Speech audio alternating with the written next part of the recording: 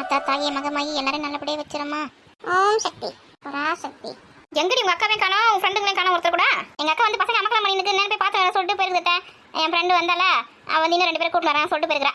சாமி கும்பிட்றதுக்கு ஒருத்தி கூட வர மாட்டேங்கிறா பத்தியா. அதான் சாப்பிட்ற டைம் கரெக்டாக வந்துடுவாங்க. நம்ம வேலை நம்ம பார்க்கலாம். ராதிகா கூழ் வந்து 2 தூக்கில் ஊற்றி கொடு. என் கூட வேலை செய்கிற பசங்களுக்கு நான் தரணும். எடுத்துட்டு வந்து கொடுக்குறேன்னு சொல்லியிருக்கிறேன். வெயிட் பண்ணி இருக்கானுங்க சாப்பிடாம கொள்ளாம. சரிங்க சரிங்க. ஏன்டா உங்களை வீட்டுக்கு வர வேண்டியதானே? ஐயோ வீட்டுக்கெல்லாம் வந்தானுங்கன்னா அமக்கலம் பண்ணுவானுங்கம்மா. ஆமாம் ராதிகாவோட ஃப்ரெண்டுங்களுக்கு மேலே மோசமானவங்க 2 பேரும். அவனுங்க அங்கேயே இருக்கட்டும், நான் போய் எடுத்து கொடுத்துட்டு வரேன். சரி எப்படியோ ஒன்று இருக்கிற கூட மொத்தத்தையும் காலி பண்ணிடுங்க. வெளியில் அம்மாவுக்கு படிச்ச கூட திரும்ப வீட்டுக்கு எடுத்து போகக்கூடாது. அதை பற்றிலாம் நீங்கள் ஒன்றும் கவலைப்படாதீங்க. அவங்க அண்டா குண்டா எல்லாம் எடுத்து வர போயிருக்காங்க. என்னது அண்டா குண்டாலாம் எடுத்து வந்துருக்காங்களா? ஆமாம் அதுக்கு தான் பரன் மேலே இருக்கிற அண்டா குண்டாலாம் ரெடி பண்ணி எடுத்துன்னு வந்துருக்காங்களா. சரி சரி இருக்குது எல்லாத்தையும் காலி பண்ணுங்க. மாரியம்மா மாரியம்மா தெரி சொல்லியம்மா நீலியம்மா உன்னை நினைச்சபடி உண்மை ஜெயிக்கும் அடி காவல் நீதா காளியம்மா. எல்லாருக்கும் கூட ஊற்றி கூட அப்படியே உட்காந்து குடிக்கிட்டோம். ஏமா எனக்கு டம்ளர்ல ஊற்றி கொடுங்கம்மா. சதீஷ் டம்ளர்லாம் ஊற்றி கொடுக்கக்கூடாது, கையில் ஊற்றுவாங்க அப்படியே குடிக்கணும். எப்பா நான் புது சட்டையெல்லாம் போட்டு வந்திருக்கேன்பா, சட்டையெல்லாம் நான் ஊற்றிப்பேன்பா. டம்ளர்ல ஊற்றி கொடுங்க, நான் அப்படியே குடிச்சிடுவேன்.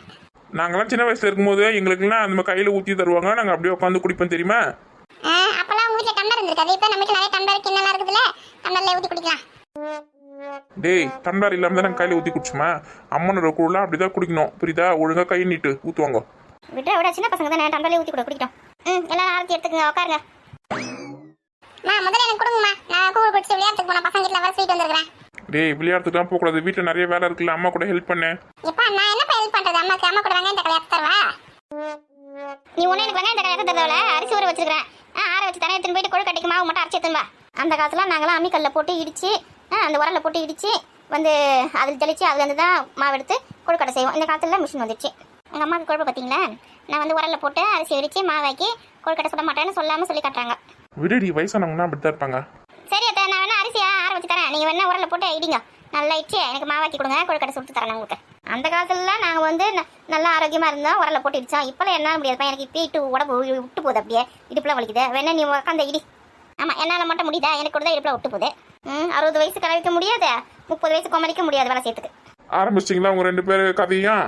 ஏமா முதல் பசங்களுக்குலாம் கூழ் ஊற்றி கொடு, அடுத்தது வந்து எனக்கு தூக்கில் ஊற்றி கொடுனா போய் அந்த பசங்களுக்கு கொடுத்துட்டு வந்து நான் குடிக்கிறேன் கூட. சீக்கிரம் ஆகட்டும்.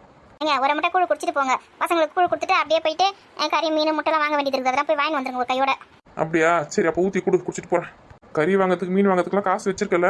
நீங்க சாமி கும்பிட்றேன்னு பார்க்குறேன், அப்புறம் வாயில் எதுனா வந்துடும் எனக்கு. என் கிட்ட காசு எது? சொல்லுங்க, நீங்கள் கொடுத்த காசு நேற்று வந்து கருவாடு வாங்கிறதுக்கும் காய்கறி வாங்கிறதுக்கும் கூட சேர்த்துக்குமே எல்லாத்துக்குமே எனக்கு காசு நிறைய போச்சு. அதே பத்தில் என் காசை நான் போட்டு எக்ஸ்ட்ரா போட்டு வாங்கியிருக்கிறேன். கறி வாங்கிறது மீன் வாங்குறது எனக்கு சுத்தமாக காசு கிடையாது. உங்ககிட்ட இருந்தால் வாங்கி வாங்க, இல்லைன்னா விடுங்க. கருவாடு குழம்பு வச்சுட்டு முட்டை வேக வச்சு நான் சாமி கும்பிட்டுக்கிறேன். ஏண்டி சாமி கும்பிடும் போது கூட ஏண்டி இந்த மாதிரிலாம் பேசுகிறேன்? சண்டை போடாது, அமைதியாயிரு, காசு நான் தரேன். கிளவிக்கிட்ட மட்டும் எங்கேருந்து தான் காசாக கொட்டுதுன்னு தெரியலையே. நம்ம கேட்கும் போதெல்லாம் இல்லை இல்லை இல்லை இல்லைன்னு சொல்லுது. இல்லை எவ்வளோ வேணும் உனக்கு? அதெல்லாம் ஒன்றும் வேணாம்மா, நீங்கள் வச்சுக்கோமா, என்கிட்ட இருக்குது காசு. ஐயோ இப்போதான் காசு இல்லைன்னு சொன்னேன், என்கிட்ட கேட்டால் இப்போ உங்கள் அம்மா தரேன்னு சொல்கிறாங்க, வாங்கி போக வேண்டியது தானே. இப்போ மட்டும் காசு இருந்து சொல்கிறேன், இப்போ மட்டும் எங்கேருந்து வந்தது உனக்கு? வானத்தை குச்சி வந்ததா? வேலையை பாரு வேலையை பாரு. ஆனால் இப்படியே தான் நீ ஏமாத்தின்னு சுற்றின்னு வரேன். என்னைக்கோ ஒரு நாளைக்கு ஆனால் உனக்கு இருக்குது. எங்கன்னா சாமி கும்பிடும் போது நிம்மதியாக இந்த வீட்டில் இருக்க முடியுதா? ஏன்டி எம்மா கூட ஊற்றி கொடுறீ ஆரம்பிச்சுக்குவேன். நீ அப்படியே உட்காரண்டா, நீ ஒருத்தன். பேண்ட் கொஞ்சம் டைட்டாக இருக்குது, உட்காரத்துக்கு கஷ்டமாக இருக்குதுமா. இந்த வீட்டில் தானே இருக்கிற, வேஸ்ட் கட்ட வேண்டியது. அந்த வேஸ்ட் எதுக்கு எடுத்து வச்சு அப்படி பீரோல தூங்கி கிடக்குது? வேஸ்ட் கட்ட வேண்டியது என்ன? வீட்டில் சாமி கும்பிடும்போது ஒரு பொங்கல் தீபாவளினா வேஸ்ட் சட்டை போகணும்னு அறிவு இருக்காது ஜென்மத்தில் கொஞ்சம் கூட. அப்போ கூட அந்த பேண்ட் சட்டையை தான் போட்டு தூங்கி வருவான். வேலைக்கு போகும்போது அந்த பேண்ட் சட்டெல்லாம் வந்து உனக்கு போட்டால் கரெக்டாக இருக்குது சொல்லிட்டு போட்டுன்னு போகிறேன். என் வேஸ்ட் வீட்டில் இருக்கும்போது கட்டது கூட கஷ்டமாக இருக்குது. கட்டத்து கொஞ்சம் சோம்பேறித்தனம். அதுக்கு தான் என்ன மாதிரி டவுசர் போட்டுக்கலாம், ஃப்ரீயாக இருக்கு பற்றி உட்காந்து ஏந்துக்கு நடக்கிறதுக்கலாம். டேய் நீ சின்ன பையன் டவுசர் போட்டுனுக்க, நான் பெரிய அங்கிள்ரா, டவுசர்லாம் போட்டு சிரிப்பாங்கடா. ஆமாம் வேஸ்ட் கட்டத்துக்கு துப்பு கிடையாது, டவுசர் மாட்டின்னு சுற்று இன்னும் சிரிக்கும். சும்மா இருங்கம்மா. அம்மா நீங்கள் கூட அப்பா மாதிரி பேண்ட் சட்டை போட்டுக்குங்க, இல்லை சுடிதார் போட்டுக்குங்கம்மா. எதுக்குமா புடவை கட்டிங்க கஷ்டப்படுறீங்க? ஆமாம் நீ சொல்கிறது சரிதான், நான் கூட இன்னும் வந்து சுடிதார் போட்டுக்கலான்னு இருக்கேன். அவங்களுக்கு தான் ஒரு நல்ல பண்டிகை நாள்னா கூட வேஸ்ட் கட்டுறது கஷ்டமாக இருக்குதுல்ல. நம்ம மட்டும் காலத்துக்கு புடவை கட்டினா சுற்றணுமா? நம்ம மட்டும் தான் பாரம்பரியத்தை அப்படியே கட்டி காப்பாற்றணுமா? நம்மளும் இனிமேல் பேண்ட் சட்டை சுடிதாரெலாம் போட்டு போகிறோம் பாரு. யார் அதிகா உனக்கு இந்த தேவையில்லாத வேலைலாம்? ஆமாம் நீங்கள் மட்டும் என்ன அப்படியே பாரம்பரியத்தை கட்டி காப்பாற்றுறீங்களா? நாங்கள் மட்டும் புடவை கட்டிங்கன்னு அப்படி தழைய பட்டு புடவை கட்டின்னு தலை நிறைய பூ வச்சிங்கன்னு அந்த பாரம்பரியத்தை காப்பாற்றணுமா? காப்பாற்றது தான் 2 பேரும் சேர்த்து காப்பாற்றுவோம், இல்லை யாருமே காப்பாற்ற தேவையில்ல. இம்மா இப்போ உங்களுக்கு என்ன பிரச்சனை? வேஷ்டி கட்டணும் அவ்வளோதானே, கட்டுறேன். ஒரு ஃபங்க்ஷனுக்கு அத்தனை வேஸ்ட் வாங்கி வச்சிருக்கோம், அதெல்லாம் பீரோல தூங்கி கிடக்குது, எடுத்து கிடக்கு துப்பு கிடையாது. எப்போ பாரு இந்த பேண்ட்டுங்க வந்து பனிங்களும் மாட்டிங்களும் அசிங்கமாக சுற்றி இருக்குது. ஏமா கொஞ்சம் கூழ் கொடுக்குறீங்களா? குடிச்சிட்டு நான் விளையாட்டுக்கு போகிறேன். இவன் ஒருத்தர் இருடாக்கறேன். இந்த பேர் கூழ் குடிச்சிட்டு அந்த மாவு அரைச்சி கொடுத்துட்டு எங்கே இருந்தாலும் போ. சரிம்மா முதல்ல கூழ் கொடுங்கம்மா, அப்புறம் அரிசி ஆற வைங்கம்மா, அதுக்கப்புறம் தானே மறைக்க முடியும். சிந்தாம கூழ் குடிங்க எல்லாரும். ஏண்டியா கொஞ்சோண்டு கீரை இந்த கூட்டு குழம்புல கொடுடியே வரையும் கூழ் மட்டும் ஊற்றி கொடுத்துருக்குறேன். எங்க பக்கத்துல தான் இருக்குல்ல, அப்படியே எடுத்து போட்டுக்கோங்க. ஒத்தி என்ன அப்படியே எனக்கு கூட இல்லை, கொஞ்சம் கருவாடு குழம்பு ஊத்துறேன். இந்த ஊத்துறமா சஞ்சு நீயே குடிக்கிறியா, அம்மா ஊட்டி விடுவா? நானே குடிக்கிறேம்மா. பார்த்து டஸ்ட் நல்லா ஊற்றிக்காம குடி. ஏண்டியா நீ உட்காந்து அப்படியே குடிக்கிறியா? அத்தை இவங்க வேற வரேன்னு சொல்லிடுவாங்க, தூக்கு சட்டையா எடுத்துங்க, அவங்களுக்கு ஊற்றி தரணும்ல. நானும் உட்காந்துட்டு அவங்க யார் ஊற்றி தரதே? நீங்கள் குடிங்க, நான் அப்புறம் குடிக்கிறேன். ஏண்டியா அப்படியே எனக்கும் ஊற்றி கொடுத்துட்றியே, நான் எடுத்து போய் 2 பேருக்கு கொடுத்துட்டு வந்துடுறேன். ஊற்றி கொடுக்குறது பெரிய விஷயம் கிடையாது, யாரெல்லாம் திரும்பி வரணும் தூக்கு சட்டிலாம். அவனுங்க வீட்டுக்கு எடுத்துட்டு போயிட்டு போறாங்க, குடிச்சிட்டு அப்பயே கொடுத்துருவாங்க, எடுத்துட்டு வந்துடுறேன். கூழ சூப்பரா இருக்கு. அம்மா சக்கரையே போடாம வந்துட்டு இருக்காங்க. பள்ளி இதெல்லாம் பாயாசமா சக்கரை போட்டுக்க, கூழடி உப்பு மட்டும் வந்து போடுவாங்க, குடி அப்படியே. எனக்கு போதும். இவ பாத்தியா 2 வாய் மட்டும் குடிச்சிட்டு போதும்னு சொல்றாமா? சஞ்சய் மொத்தத்தையும் குடிச்சிரு, நான் உனக்கு கொஞ்சம் தான் ஊத்தி கொடுத்துருக்கேன், குடிச்சு வேஸ்ட் பண்ணாத. அம்மா எனக்கு போதுமா, அதுக்கு தான் சொன்னேன் நான் ஊட்டி விடுறேன்னு சொல்லிட்டு. வேணாம் சொன்னா ஒழுங்கா குடி, அடிப்பேன். வேப்பிலையோட கொடுத்துக்கிறா பாரு, எப்படி குடிக்கிறது, வாயில வேப்பில தான் போகுது. இந்த வேப்பிலை எடுத்து ஓரமா போட்டு குடிங்க. ஏங்க இந்த தூக்கு சட்டில ஊத்தி தரேன், பத்திரமா திருப்பி எடுத்துன்னு வாங்க. இதுவே எங்க அக்கா அது பாத்துச்சுன்னா சண்டை போடும் என்கிட்ட. நீ இதை வச்சு எனக்கு என்கிட்ட தரலையா சொல்லிட்டு. ஏடி உங்க அக்கா வீட்டு பொருள் அவங்க கிட்ட கொடுக்க வேண்டியது என்ன? ஒருத்தர் பொருள் வாங்கினா திரும்ப அவங்க கிட்ட கொடுக்கணும் அறிவு இருக்காது உனக்கு? எனக்கு அறிவுலாம் இருக்குது, கொடுக்கலாம், சும்மா ஆடாத. அவங்க வந்து திட்டிட்டு வாங்கின்னு போகணும், அப்போதான் உனக்கு தூக்கம் வரும். அக்கா வேணா திட்டின்னு போட்டோம். பாரு கருவாட்டு குழம்பு, அந்த கீரை பொரியல் எல்லாமே தனித்தனியாக வச்சு டிஃபன் பாக்ஸ் போட்டு தரேன். எல்லாத்தையும் பத்திரமா எடுத்து வந்து கொடு. ஏம்மா எல்லாத்தையும் பத்திரமா எடுத்து வந்து கொடுத்துட்றேன், ஒழுங்கா ஊற்றி கொடு. சொன்னது ஞாபகம் தான், வரும்போது கறி மீன் எல்லாமே வாங்கி வந்துருங்க. இந்த டிஃபன் பாக்ஸ்ல போட்டு எடுத்து வந்துருங்க, அப்பதான் ஊருக்கண்ணில் படாமல் இருக்கும். ஆமா இவ என்ன வாங்கிட்டு போறா, இவ என்ன வாங்கின்னு வரா சொல்லிட்டு ரோட்லயே உட்காந்துன்னு பார்த்துன்னு இருக்காங்க எல்லாரும், காட்டு பேக்ல என்ன வச்சிருக்கிறேன்னு. ஆமா நீங்க தான் உலகம் தெரியாம இருக்கிறீங்க, அங்கங்க பாக்குறீங்களா வாசலுக்கு நிறைய எதுக்கு உட்காந்துருக்குதுங்க எல்லாம். யார் என்ன வாங்கி போறாங்க, யார் எங்க போயிட்டு வராங்க, யார் என்ன துணிமணி கட்டின்னு போறாங்க, யார் என்ன நகை போட்டு போறாங்க, எல்லாத்தையும் பார்க்கறதுக்கு தான் உட்காந்துக்குதுங்க. பார்த்து அப்படியே கண்ணு வைக்கிறதுக்கு. ஆமா யாருக்கும் வேலை வெட்டி இல்லாம இருக்குது பாரு, கண்ணு வைக்கிறாங்க இந்த மாவை பார்த்து. அதான் உங்க பிள்ளைக்கு சொல்லுங்க, சூதுவாது தெரியாம வாழ்ந்துருக்காரு. டேய் அவ சொல்றதை கேளண்டா, மண்ணத்தினாலும் மறைவாத்தினாலும் சொல்லியிருக்காங்க. இந்த மாதிரி ஊர்க்கண்ணில் படுற மாதிரி எடுத்து வராத, அப்புறம் இன்னொரு நாளைக்கு வாங்குறது நம்ம கஷ்டமா போயிடும். மாமியாரும் மருமகளும் சொல்லி வச்ச மாதிரி ஒரே மாதிரி இருக்கீங்க. இவருக்குலாம் சொன்னா திருந்த மாட்டாரத, பட்டாதான் திருந்துவாரு. ஏன்டா அவ பல்ல நிக்கிறா, சொல்ல பிடிக்கலண்டா. சொல்ல வேண்டியது என் கடமை, சொல்லிட்டு அதுக்கப்புறம் உங்க இஷ்டம். சரி ஒரு ஒயர் குட்ல போட்டு கொடு. கொடுக்குறேன். நீங்க சீக்கிரமா போயிட்டு சீக்கிரமா வாங்க, நீங்க வந்த பிறகுதான் சமைக்க ஆரம்பிக்கணும். நீங்க 6 மணிக்கெல்லாம் வேற கும்பம் போடணும், சீக்கிரம் வந்துருங்க.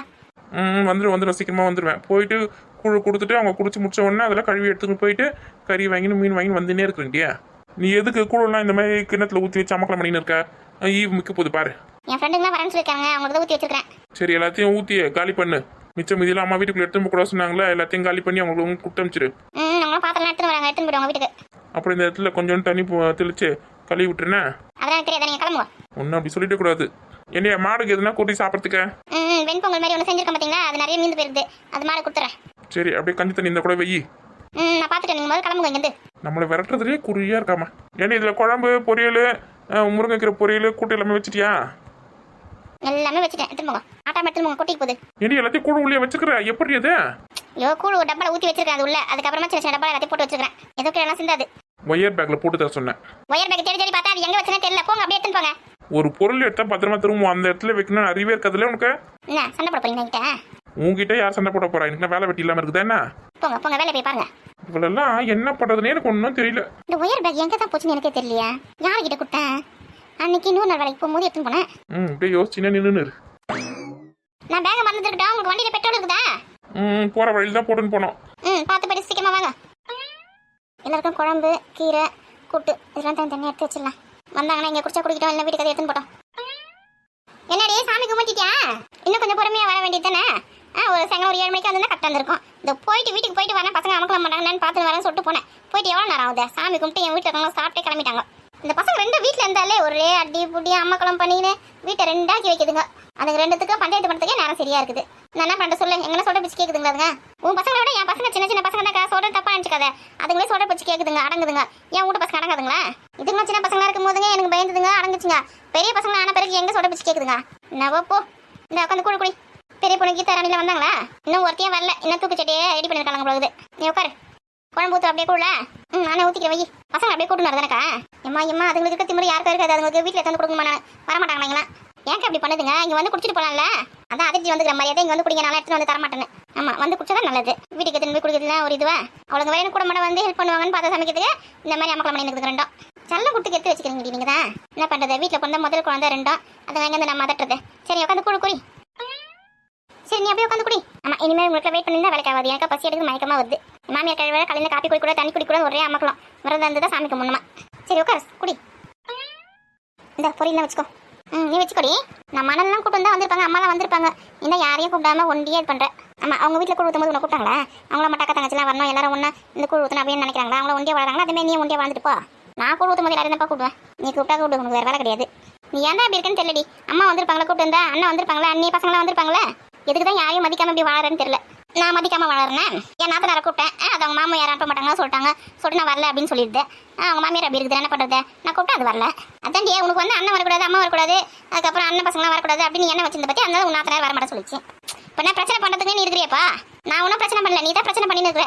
அப்புறம் ஒரு காலத்தில் அண்ணனை கூப்பிட்டா, அம்மா கூப்பிட்டா, அவங்களாம் கூப்பிட்டா எப்படி வருவாங்க? ஒரு ஃபங்க்ஷன் இன்சன் வச்சிருந்தா, நீ ஒரு குழந்தை வச்சிருக்க, அவளை பெரிய பொண்ணாயிட்டானா அண்ணன் வந்து தான் சீர்வரிசை வைக்கணும். அண்ணன் வந்து தான் வந்து எல்லாமே அந்த தாய் மாமா சீர் எல்லாமே செய்யணும். உன் பசங்களுக்கு காது குத்தும் போது மட்டும் தாய் மாமா வேணும், சீர்வரிசை பண்ணுறதுக்கு வேணும், நகை நட்டு போகிறதுக்கு வேணும்னு சொல்லிட்டு கூப்பிட்டல. உன் வீட்டில் சாமி கும்பிடும்போது மட்டும் கூட மாட்டேங்கிறேன். அதெல்லாம் எனக்கு தெரியும், வேலையை பாரு. ரொம்ப மண்டை கருவத்தில் தான் ஆடி இருக்கா. நானே இங்கே கஷ்டப்பட்டு சாமி கும்பிட்டு இருக்கேன். எனக்கு ஒரு பசிக்குது, மயக்கமாக வருது, சாப்பிட போகிறேன். ரொம்ப சாப்பிடு. நம்ம அப்படி எதுனா ஒன்று கேட்டுடக்கூடாது. நம்மளை பார்த்து தட்டி நம்ம பசங்க கற்றுக்கோம். நம்ம எப்படி பெரியவங்களுக்கு மரியாதை கொடுக்குறோமோ அதை பார்த்து நம்ம பசங்களும் நாளை பின்னா பெரியவங்களுக்கு மரியாதை கொடுக்கணும், அவங்க சொல்ல பேச்சு கேட்கணும் அப்படின்னு சொல்லிட்டு அதுங்களுக்கு ஒரு பயம் இருக்கும். நம்மள மாதிரி நடந்துக்குங்க. நம்மளே பெரியவங்களுக்கு மரியாதை கொடுக்கல, நம்மளே அவங்க சொல்ல பேச்சு கேட்கல, அவங்க எதிர்த்து பேசுகிறோம், அவங்களுக்கு மரியாதை கொடுக்காம பேசினா நம்ம பசங்களும் அதே பார்த்துருவோம். இப்படி தான் பேசணும் போடுது, இப்படி தான் இருக்கணும் போல இருக்குன்னு நினச்சி நம்மளுக்கு மதிப்பு மரியாதை கொடுக்காதுங்க. நம்ம நடந்துக்கிற முறையில் தான் நமக்கு மதிப்பு மரியாதை இருக்குது. நீ இப்படியே பூமை மாதிரி பேசினிரு. அப்புறம் பசங்க சொல்ற பற்றி கேட்கல, எடுத்து பேசுதுங்க. நம்ம பண்ணுறதை பார்த்து அதுங்க எடுத்து பேசுங்க. இந்த எவ்வளோ ரெண்டு இருக்குதுங்க, நீங்கள் கொடுக்க சொல்கிறதுனால தான் அதுங்க ரெண்டு அச்சுன்னு ரெண்டு இருக்குதுங்க. கொஞ்சமாவது மதிக்குதுங்களா? அதுங்க சண்டை பண்ணுங்க, அதுக்கு என்ன பண்ண முடியும்? நீ என் வீட்டு பக்கத்தில் வரதுக்கு முன்னாடி அதுங்க எழுந்துன்னா எதுக்கும் உட்கார காலை ஒரு குரல் கொடுத்தா எழுந்துக்குங்க. நான் திட்டுவேன் சொல்லிட்டு இப்போலாம் நீ பக்கத்தில் வந்ததுலேருந்து நீ வந்து சப்போர்ட்டுக்கு வருவேன் நான் திட்டினேன் அப்படி சொல்லிட்டு அந்த பயத்திலேயே என்ன மதிக்க மாட்டேங்குங்க. இது நல்லா இருக்குது. நான் வீட்டு பக்கத்தில் வந்ததுலேருந்து இப்போ பசங்க சொல்ல வச்சு கேட்க மாட்டேங்களா? ஆமாம், அது 100 உண்மைதான். இப்போ வேலை அந்த போய் பாரு, போய் சும்மா எல்லா பழைய மேலே போட்டு நிற்பேன். இவ செய்கிற தப்பை நம்ம சுட்டி கட்டிடக்கூடாது. அப்படியே மூக்குக்கு மேலே கோவம் வந்துடும். சரி, அந்த கதையை விடு. இப்போ வந்து கொழுக்கட்டைக்கு வந்து அரிசி ஊற வச்சிருக்கிறேன், பச்சரிசி. அது 2 மணி நேரம் ஊறினா போதுமா? நல்லா கழுவி தானே ஊற வச்சேன். ஆமாக்கா, நல்லா கழுவி தான் ஊற வச்சுக்கிறேன். அதை வந்து நல்லா சாதம் வடிக்கிற மாதிரி வடிச்சிட்டு அது தண்ணியில் போயிடும்ல. ஒரு வெள்ளை துணியில் வந்து நல்லா ஃபேன் காற்றுல வெயில் காஞ்சா கூட நல்லா ஆற வச்சுட்டு நான் மிஷினில் கொடுத்து அரைச்சி வந்து வச்சிரு. அரைச்சி வந்து வச்சதுக்கப்புறமா சுடு தண்ணி போடு அடுப்பில் போட்டுட்டு அந்த மாவு வந்து அதில் போட்டு கொஞ்சம் உப்பு போட்டுக்கோ. நல்லா போட்டு நல்லா கலரினே இருக்கணும்.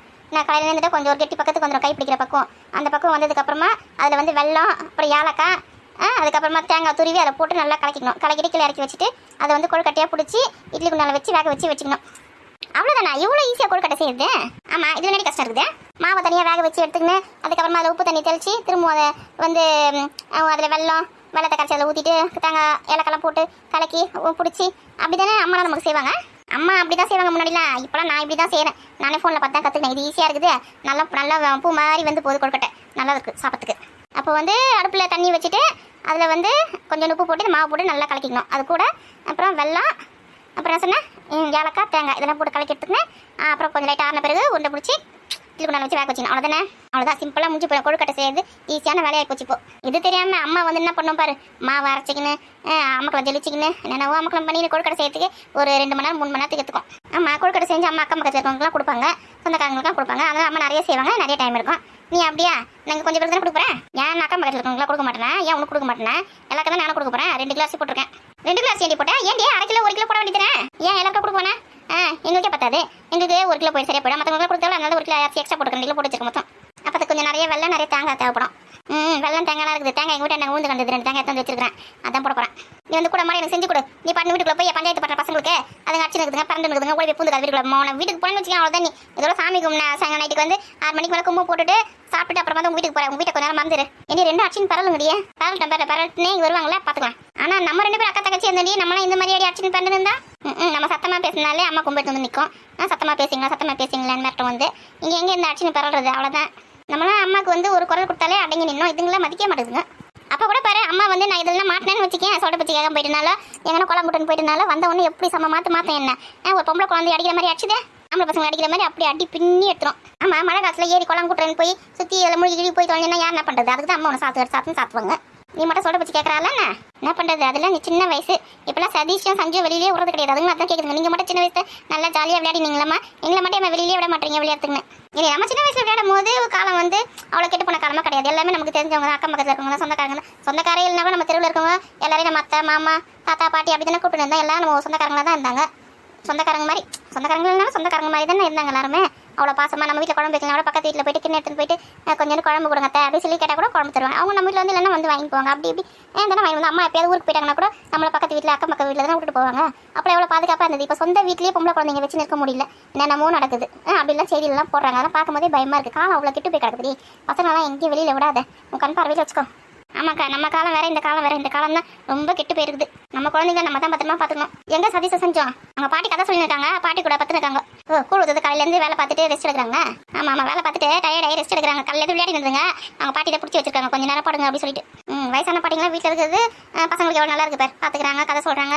ஆமாம், அதுக்கு தான் என் மாமி எனக்கு கிட்டமாக பிடிச்சி வச்சுக்கிறேன். என் நாத்தனார் வீட்டுக்கு போகிறேன் அப்படின்னு சொல்லிச்சுனா கூட விடாம நீங்கள் எங்கேயும் இருங்க, எங்கேயும் போவாதீங்க அப்படி சொல்லி பிடிச்சி வச்சுக்கிறேன். ஏன்னா என் வீட்டில் இருக்கிற ரெண்டுத்தையும் என்ன நடக்க முடியுமா? சரியா சொன்னப்போ